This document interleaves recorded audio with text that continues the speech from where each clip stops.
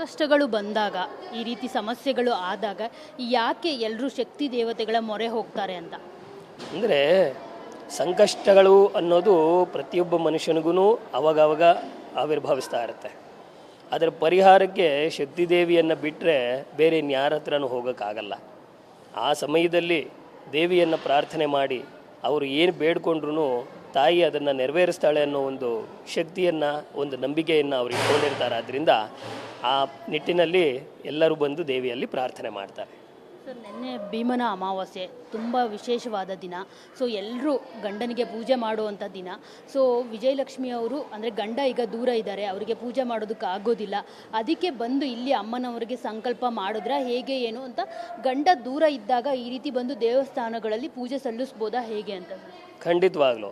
ಈಗ ನಾವು ಸುತ್ತ ಎಲ್ಲ ಕಡೆ ನೋಡೋದಾದರೆ ಕೆಲವೊಬ್ಬರು ಈ ಮಿಲಿಟ್ರಿಯಲ್ಲಿರ್ತಾರೆ, ಇನ್ನು ಕೆಲವರು ಬೇರೆ ಬೇರೆ ದೇಶಗಳಲ್ಲಿರ್ತಾರೆ. ಅಂಥ ಸಂದರ್ಭದಲ್ಲಿ ಶಿವನನ್ನು ಪೂಜೆ ಮಾಡಿಸಿ ಆ ಪೂಜಾ ಫಲವನ್ನು ದೇವಿಯಲ್ಲಿ ಸಮರ್ಪಣೆ ಮಾಡಿದರೆ ಸಾಕ್ಷಾತ್ ಅವರ ಪತಿಯನ್ನು ಪೂಜೆ ಮಾಡಿದಷ್ಟೇ ಫಲವನ್ನು ಕೊಡ್ತಾಳೆ ಅನ್ನೋ ನಂಬಿಕೆಯಿಂದ ಮಾಡಬಹುದು. ಸರ್, ಜೊತೆಗೆ ದರ್ಶನ್ ಅವರು ಕೂಡ ಇಲ್ಲಿಗೆ ನಡೆದುಕೊಳ್ತಾ ಇದ್ರು, ಬನಶಂಕರಿ ಅಮ್ಮನಿಗೆ ಅವಾಗವಾಗ ಬಂದು ಹೋಗ್ತಾ ಇದ್ರು. ಸೊ ಅವರ ಬಗ್ಗೆ ಅಂದರೆ ಇಲ್ಲಿಗೆ ಬರ್ತಾ ಇದ್ರ ಹೇಗೆ ಏನು ಅಂತ ಅಂತ ನನಗೆ ತಿಳಿದ ಹಾಗೆ ಅವರೊಂದು 2 ಸಲ ಬಂದಿದ್ದಾರೆ ಅಮ್ಮನವ್ರ ದರ್ಶನಕ್ಕೆ. ಅವರಿಗೆ ದೇವಿ ಭಕ್ತಿ ಜಾಸ್ತಿ ಇದೆ, ಹಾಗಾಗಿ ದೇವಿಯನ್ನು ದರ್ಶನ ಮಾಡೋದಕ್ಕೆ ಬರ್ತಾ ಇರ್ತಾರೆ. ಈಗಲೂ ಬರಬಹುದಾಗಿತ್ತು, ಆದರೆ ಅವ್ರು ಇಲ್ಲದೆ ಇರೋ ಕಾರಣ, ಅವರು ಹೊರಗಡೆ ಇರೋದ್ರ ಕಾರಣ ಬರಲಿಕ್ಕಾಗಲಿಲ್ಲ ಅಂತ ಅನಿಸುತ್ತೆ. ಸರ್, ನೀವು ಇದ್ರಾ ಅವರು ಬಂದಾಗ? ಹೌದಾ? ಸೊ ಏನು ಹೇಳ್ತೀವಿ? ಆಗಲಿ, ಭಗವಂತ ಪ್ರತಿಯೊಬ್ಬ ಭಕ್ತನಿಗೂ ಅನುಗ್ರಹ ಮಾಡೋದಕ್ಕಾಗಿ ಭೂಮಿ ಮೇಲೆ ನೆಲೆಸಿದ್ದಾನೆ. ಯಾರು ಏನೇ ತಪ್ಪು ಮಾಡಿದ್ರು ಆ ತಪ್ಪುಗಳನ್ನು ಅವರು ಪಶ್ಚಾತ್ತಾಪ ರೂಪದಲ್ಲಿ ಪರಿಹಾರ ಮಾಡಿಕೊಳ್ಳೋದು ಭಗವಂತನ ಒಂದು ಪ್ರೀತಿ ಆಗಿರುತ್ತೆ.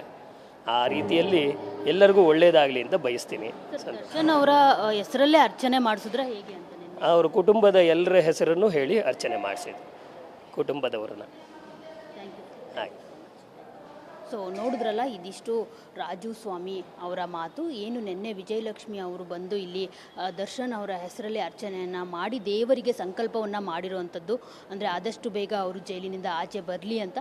ಸೊ ಕ್ಯಾಮ್ರಾ ಪರ್ಸನ್ ಅಶೋಕ್ ಜೊತೆ ಮಂಗಳ ರಾಜಗೋಪಾಲ್, TV9 ಬೆಂಗಳೂರು.